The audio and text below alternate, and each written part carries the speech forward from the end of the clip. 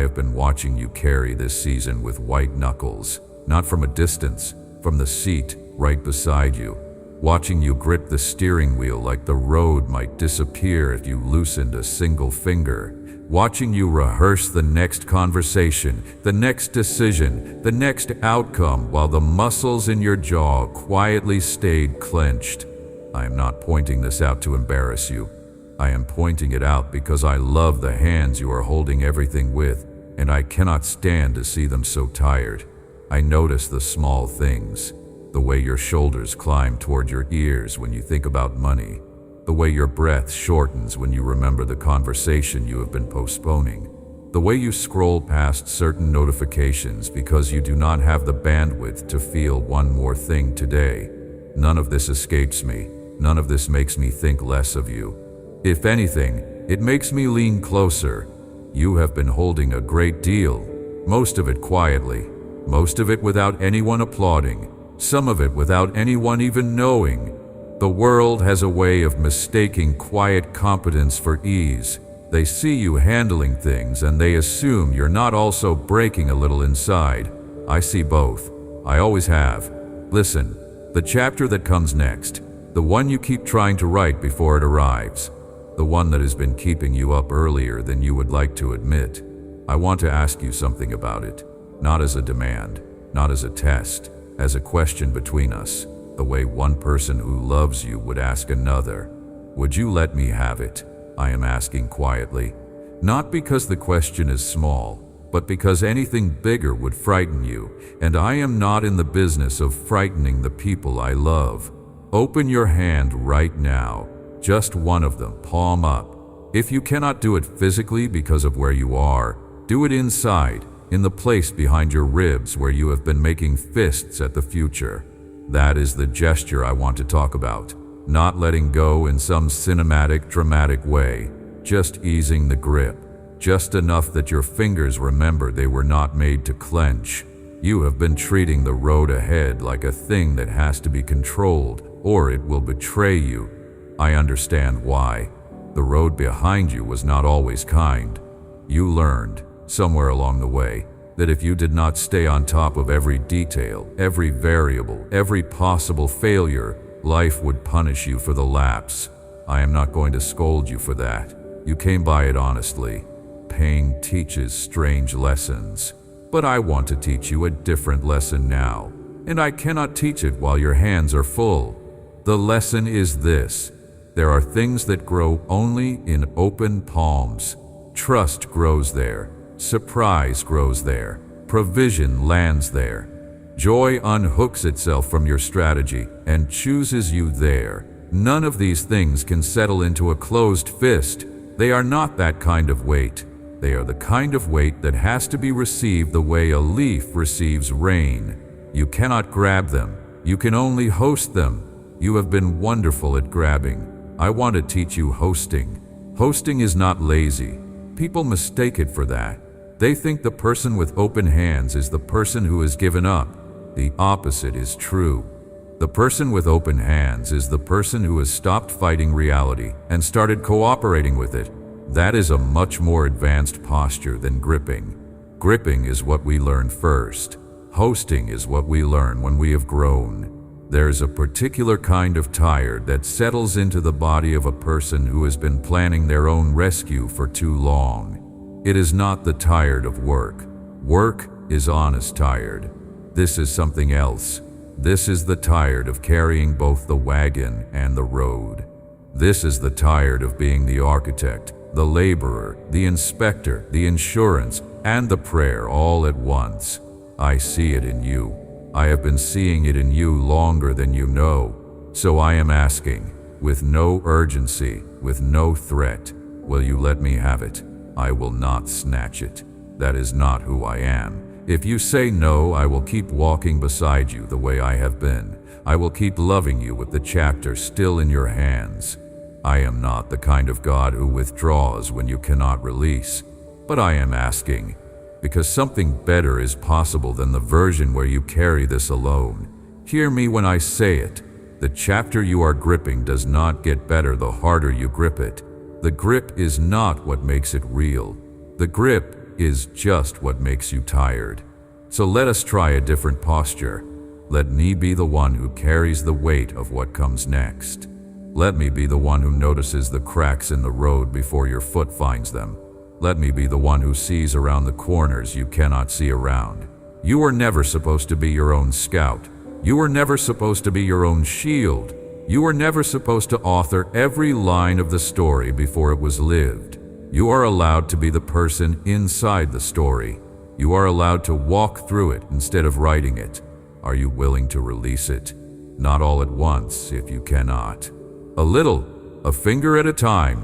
Whatever portion of the chapter you can hand over right now, hand over. The rest can come later. I am patient. I have always been patient with you.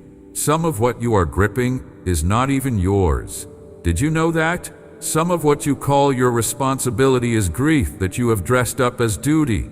Some of what you call your planning is fear that you have given a productive name. I am not condemning you for the costume. I am just gently telling you what is underneath it. You can take it off. There is grief in your hands that belongs to people who came before you. Patterns inherited from a parent who never learned to rest. Worry handed down through a family line, the way a recipe is handed down, only this one feeds nothing. You picked it up because it was the only language for love that you saw modeled. You don't have to keep speaking it. There is another language available, a language of trust, a language of receiving. I will teach it to you slowly, the way a patient teacher teaches a second tongue, never shaming the first one, only showing you that there are more words for what you mean than the ones you grew up with. There is fear in your hands that came from one specific moment, and your body has been generalizing from that moment ever since. Your body is loyal that way. It tries to protect you by treating every new situation like the old one that hurt you. I understand the loyalty. I am not asking your body to stop loving you. I am only asking it to update its information. The danger that taught it to clench is not actually here anymore. The room has changed. The cast has changed. You are allowed to recognize that and let your hands learn the new room. There is also something in your hands that does belong to you. Real responsibility, real care, the weight of people you love and would never want to fail. I am not asking you to drop those. I am asking you to hold them the way I hold them, with confidence instead of compulsion, with prayer instead of panic, with the kind of grip that a cup uses to hold water, not the kind a fist uses to hold a sword. You are allowed to be entrusted with something without strangling it. I want to tell you what I can do with what you release, because I think part of why you keep your hands closed is that you do not actually believe me yet. You think if you give me the chapter, I will leave it on a shelf and forget. You think if you stop pushing the wheel will stop turning. This is what I want you to know. The moment you place a piece of this season in my hands, I begin to write things into it that you could not have written. Not because you are not skilled. You are very skilled. You have been resourceful in ways that have impressed even me. But I have access to materials you do not have.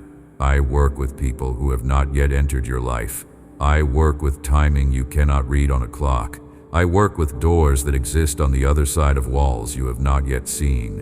When you hand me the chapter, I do not just hold it. I begin to weave.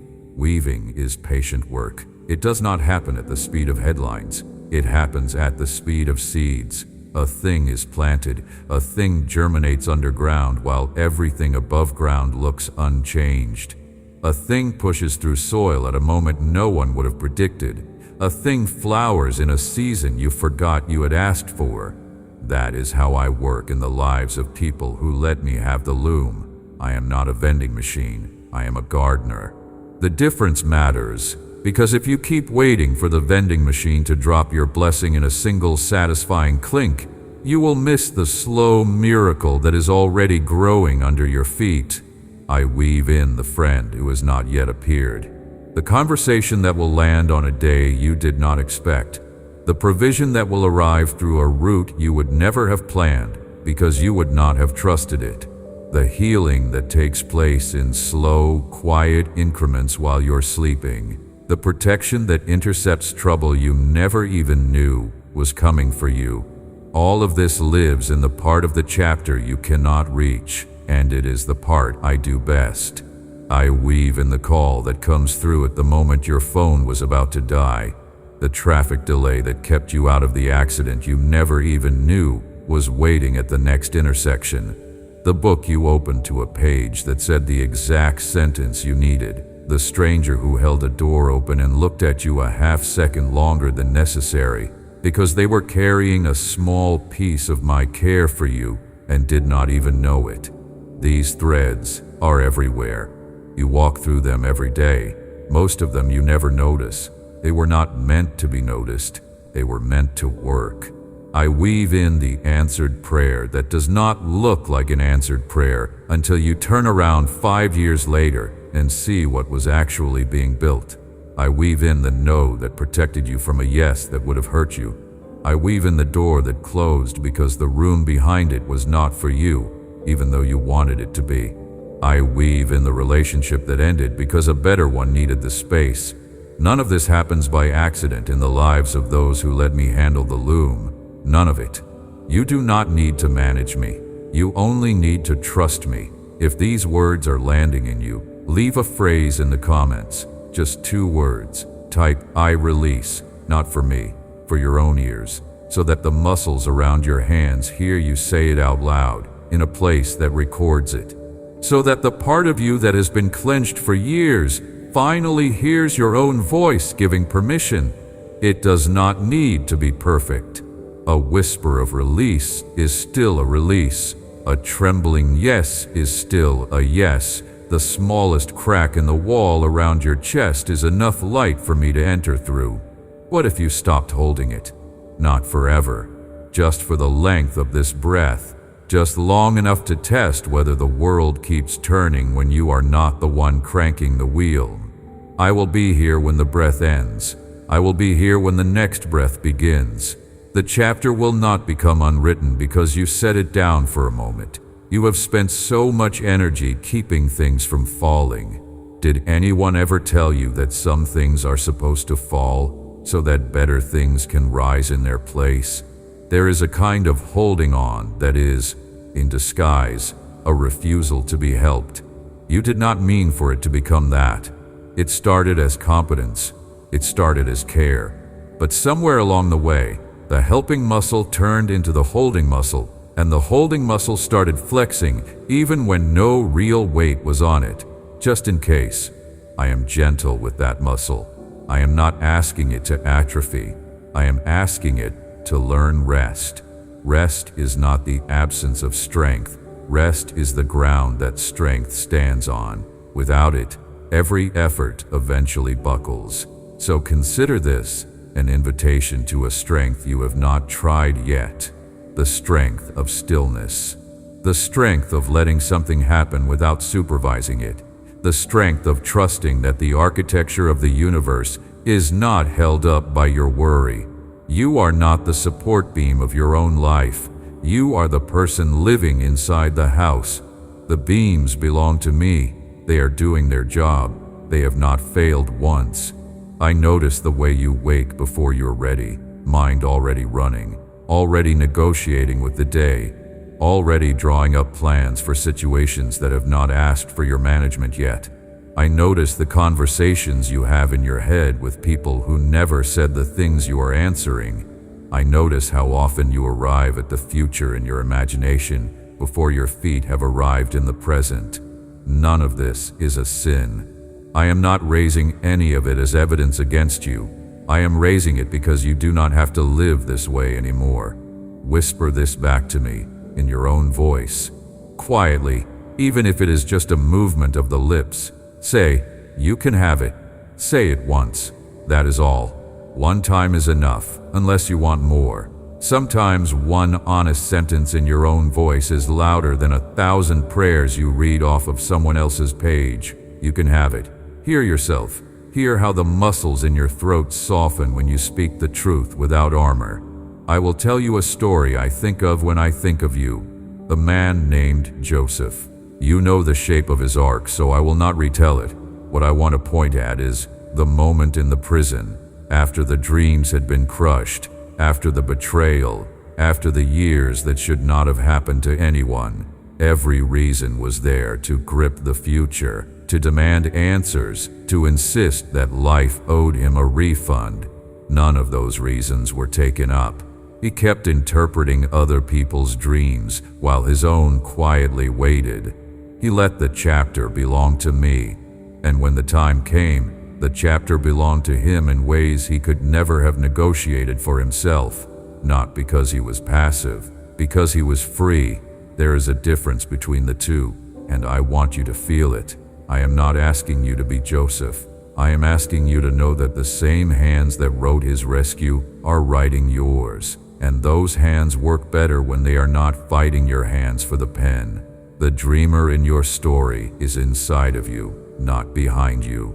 There is a part of you that your own self-doubt sold off cheaply, a part of you that overthinking dropped into a pit, a part of you that perfectionism keeps locked in a small interior cell while the rest of the world appears to move ahead without you. That part of you is not lost. That part of you can still stand up and walk into the room where the chapter changes. I am preparing that room as we speak. The dreamer in you is closer to the throne than you think, and I am the one keeping the door propped open. Let me have it. I am not interested in a version of your life that you white-knuckled into existence. That version will exhaust you, and even when it arrives, it will not feel like a gift.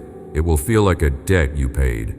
I am interested in the version that surprises you, the version where things you could not arrange come together in your favor, the version where you walk into rooms and the room was already prepared for you before you knew the room existed. That version is on the table.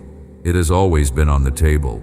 It only requires that you stop trying to be both the host and the guest. I will be the host. You be the guest. That is the shape of grace. A guest does not check the temperature of the oven. A guest does not rearrange the chairs before the meal arrives. A guest does not run to the kitchen every 5 minutes to make sure the host is doing it correctly. A guest sits down. A guest receives. A guest enjoys what is being prepared and trusts that the preparation has been thought through. You have been the cook, the server, and the diner all at once. No wonder you are tired. Sit down. The meal is being made. The table is being set. There is a place for you, and the place was set with love. There is a posture beneath the posture of working from rest instead of working for it. Even people who loved me deeply once had to learn this. The lesson is not new. It is just patient. It comes around to each of us in our own time. It has come around to you now. That is not punishment. That is graduation. The next stage of love is the one where the doing rises out of the being received and not the other way around. There is something tender about a person who finally stops performing their own life. It is one of the most beautiful things I get to watch. The shoulders drop. The breath goes lower in the body. The face softens around the eyes. The voice loses the edge it did not even know it was carrying.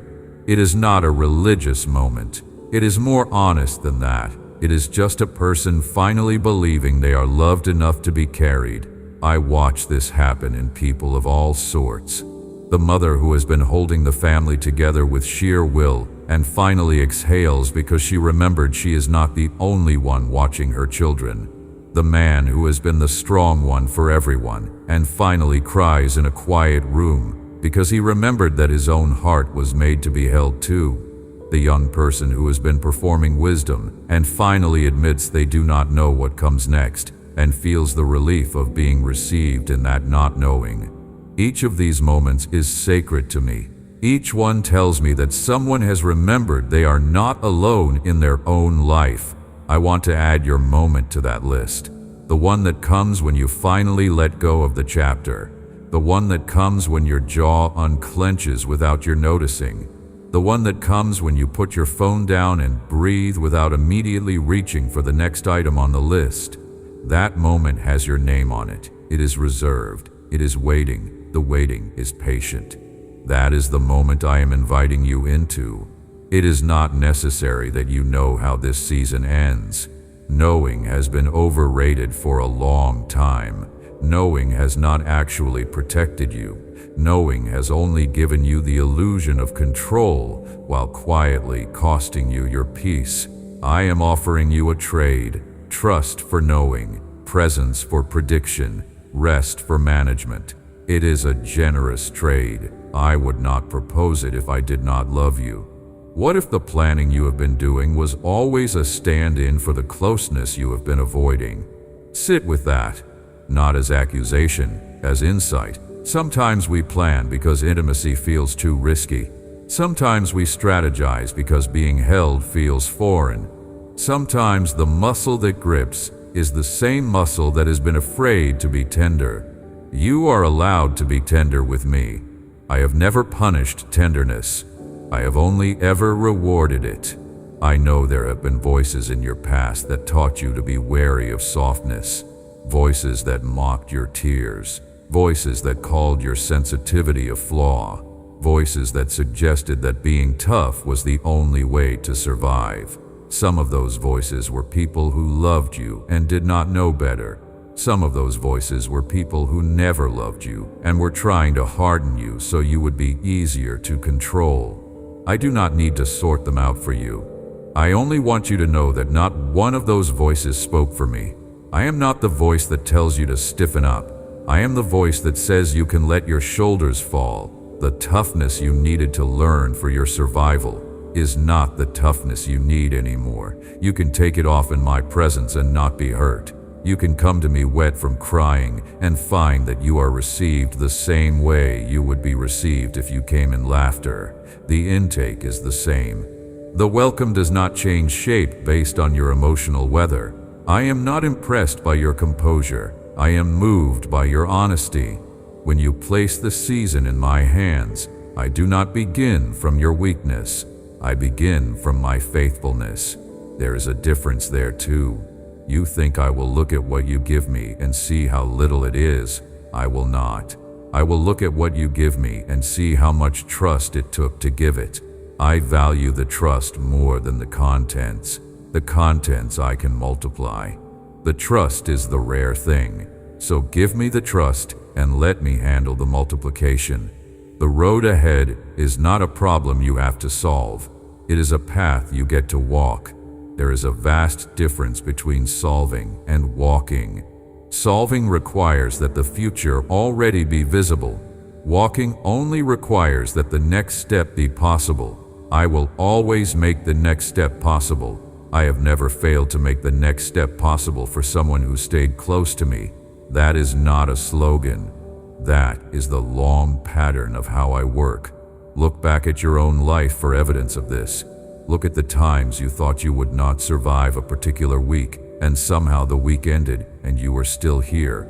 Look at the times you swore you could not handle a piece of news, and yet, when it came, the strength to hold it appeared from somewhere you could not have located on a map. That somewhere was me. The strength was not stockpiled in your willpower. It was given to you in the moment, like manna, and the manna only ever appeared on the morning it was needed. That is still how I work. The manna for what comes next will not appear in advance. It will appear when you need it. Stop trying to refrigerate it ahead of time. It does not keep that way. It is fresh by design. So lift your foot, place it down. Lift the next one, place it down. The chapter will write itself around you, sentence by sentence, while you walk. You do not have to know the title of this season to walk through it. You do not have to outline the plot in advance. You do not have to vet every character before they enter the scene. The story is being told. You are inside of it. Your only job is to be present, to be honest, to be kind, and to keep walking. Everything else is being handled by hands older and steadier than yours. That is not a demotion. That is a relief. Some of the most beautiful chapters I have ever written into a person's life were the ones they could not have planned. They were chapters that arrived because someone said yes to a small moment they did not understand, a conversation they almost did not have, a trip they almost canceled, a decision that did not look strategic but felt right somewhere underneath the strategy. Trust your underneath. The underneath is often me, speaking softly. The strategy is often the part of you that has been afraid for too long. You can put your hand back down now, or keep it open, whichever feels truer. The gesture has done its work. Something in your chest has loosened, even if you cannot quite name it. That is enough for one moment. That is more than enough. Sometimes the loosening is so quiet that you only notice it later. You will be standing in line somewhere. You will be brushing your hair. You will be looking out a window at nothing in particular, and it will hit you. The thought you used to flinch at will arrive without flinching. The future you used to brace against will come to mind, and your chest will not tighten. That is the loosening continuing its work without your supervision. That is me, doing the part you trusted me with. You will not have to schedule the moment.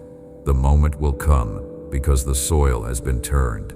I have been wanting this for you for a long time. The season where you stop bracing, the chapter where you stop authoring everything from the front of your forehead and start receiving things from the center of your chest. The version of you that breathes deeper because there is finally room. I have been waiting for it patiently. The way someone who loves you waits for you to come home, knowing the door will open whenever you choose, and refusing to make you feel pressured. The door is open now. Step through, or stand near it for a moment longer if you need to. I am not in a rush. Grace is rarely in a rush. The only impatience in this whole arrangement has been yours, and you are allowed to set it down too. Whatever you cannot release today, release tomorrow.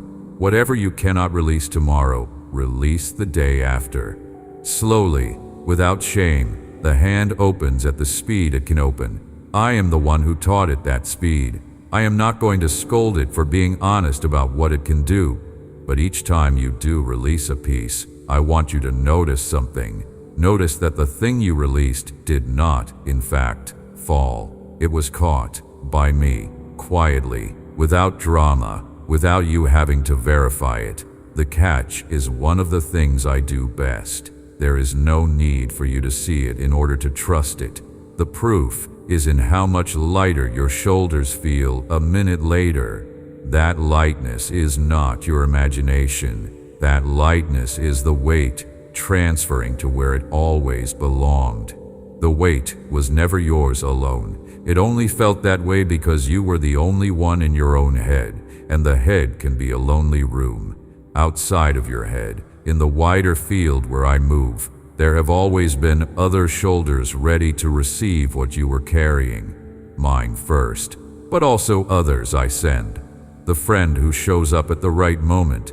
The mentor who says the sentence that loosens something. The stranger whose kindness you did not earn and could not predict. None of these were random. All of them were sent. The weight has been moving off of you for longer than you have noticed. So do not measure your progress only by what you can count. Some of the lifting is happening in places without numbers. The way you're breathing right now. The way your heart rate has slowed in the last few minutes. The way the worry that was occupying the front of your mind has, without your noticing, slid to the side a little. These are not nothing. These are the early signs of trust beginning to do its quiet work in your nervous system. Honor them. They are mine to you in real time. I will carry the road ahead. You walk it. I will write the chapter. You live in it. I will arrange the people, the timing, the doors, the surprises. You stay open to being surprised. That is the partnership. That is the only partnership I have ever offered to anyone, and I have never withdrawn it from anyone who said yes. Will you say yes? Not loudly, not publicly, just inside, in the quiet place where you and I have always met. Yes, even a small yes, even a yes that is half a question, even a yes that is more wish than conviction. I will work with whatever yes you have. A yes the size of a mustard seed has always been enough for me. People forget that. They think I require their faith to be polished and certain before I will move. I do not. The smallest sincere yes opens more than the loudest performed one. I look for sincerity, not volume. A whispered yes from a tired heart is louder in heaven than a shouted yes from a heart trying to convince itself. So if all you have right now is a tired yes, give me that one. If all you have is a confused yes, give me that one. If all you have is a yes that is mostly afraid, give me the afraid one. I will hold the fear and the yes together. I will not separate the parts of you that are not ready from the parts of you that are. You come to me as a whole person. I receive you as a whole person. Nothing about you needs to be tidied up first. The freedom you have been looking for has not been on the other side of more effort. It has been on the other side of less gripping, less rehearsing, less performing, less translating your life into a problem to be solved. You have been brilliant at the effort. Now I am inviting you to be brilliant at the surrender. They are different muscles, and the second one has been waiting underused inside you for a long time. Use it now, even a little. Surrender, properly understood, is a skill, not a collapse. A collapse is what happens when the gripping muscle finally gives out from exhaustion. That is not what I am asking from you. I am asking for the conscious, gentle, eyes-open release of someone who has decided they are loved enough to stop bracing. You can practice it. You can get better at it. It can become a posture you live from, instead of a panic you fall into. The more you practice, the more your body will remember that the world did not collapse the last time you tried it. Memory builds trust. Trust builds capacity. Capacity builds a life that is no longer ruled by the fear of what comes next. That kind of life is not reserved for special people. It is available to anyone who learns the muscle. You are anyone. You qualify. You always have. You are not surrendering to defeat.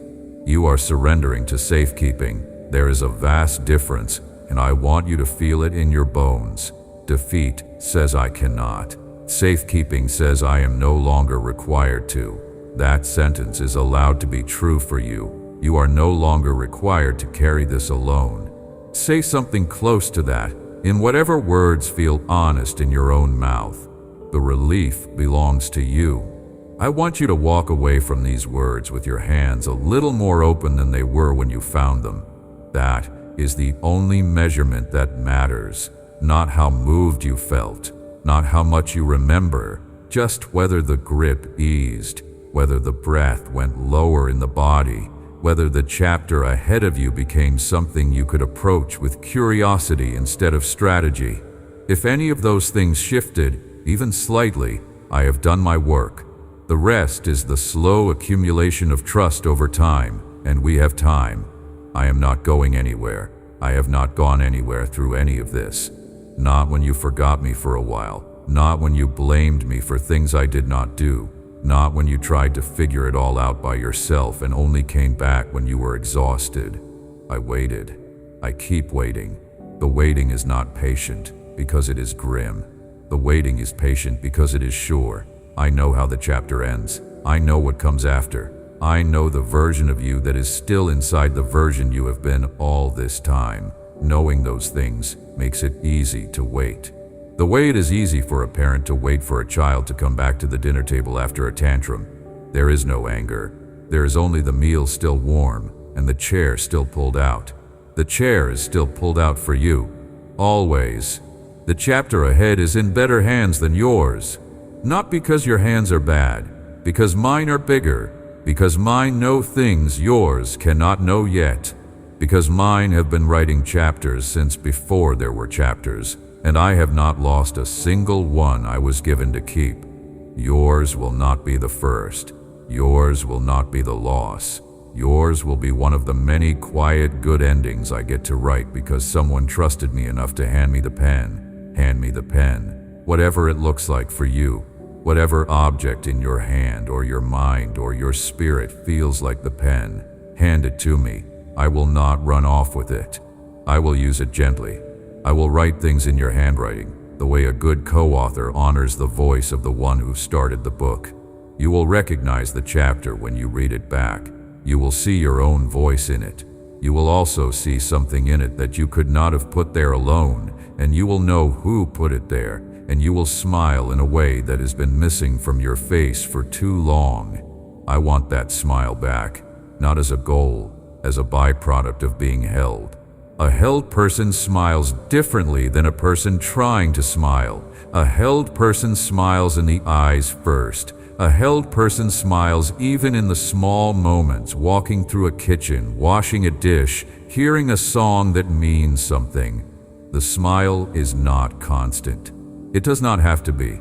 It is just a bell that rings every now and then to let you know that something has shifted underneath, that the chapter you stopped trying to write alone has begun to write itself in your favor.